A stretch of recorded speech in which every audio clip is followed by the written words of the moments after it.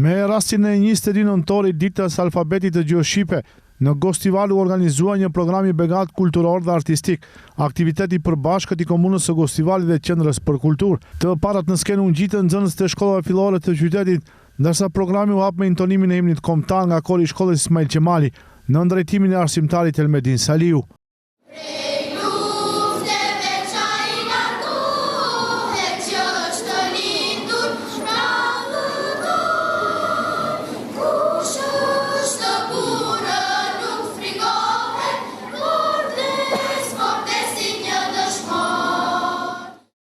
Salla ishte e mbushur me prindër, mësimdhënës dhe qytetarë të shumtë, mes tyre dhe kryetari i komunës së Gostivalit Valbon Limani, i cili hapi aktivitetin me një fjalë rasti. Gjuha shqipe shkencëtarisht vlerësohet të jetë rreth 6000 vjet e vjetër, ndërsa alfabeti i saj është shumë më i ri në krahasim me të. Kjo tregon se sa shumë mund, përpjekje dhe sakrifica janë dashur për të mbërritur deri tek unifikimi i saj. Burrat e Kongresit të Manastirit, patriot të mëdhenj, kryen një punë të vështirë, një punë që mbetet sfidë edhe sot, të bashkonin shqiptarët në një mendje. Shkronjat që ata përcaktuan si përfundimtare janë rojtarët e gjuhës tonë, të identitetit tonë dhe mbi të gjitha të kombit tonë. Në Maqedoni jetojmë në një shtet multietnik. Kemi fatin të flasim disa gjuhë të cilat me ndryshimet e tyre na pasurojnë dhe na afrojnë më shumë me njëri tjetrin.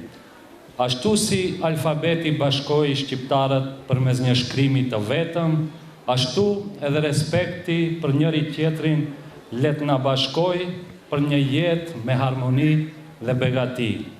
Falënderit, Zoti e bekoft gjuhën shqipe, Zoti bekoft çdo gjuhë të botës.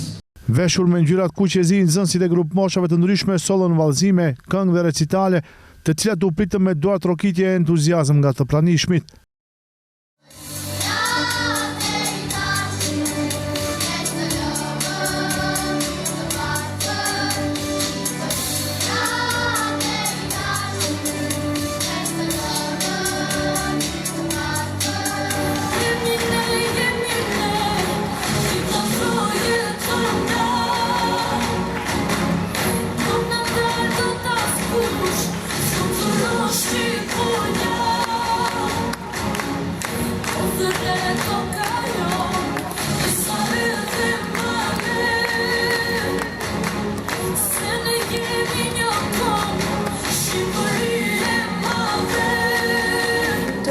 Gjoku nuk e mban, unë shikoj në tymë dhe flak, si i ndajnë burat nga grat, unë shikoj në tymë dhe flak, si i ndajnë burat nga grat. Nga Qendra për Kulturë njoftuan se aktivitetet do të vazhdojnë edhe me një program të veçantë me rastin e 28 nëntorit ditës së pavarësisë së Shqipërisë.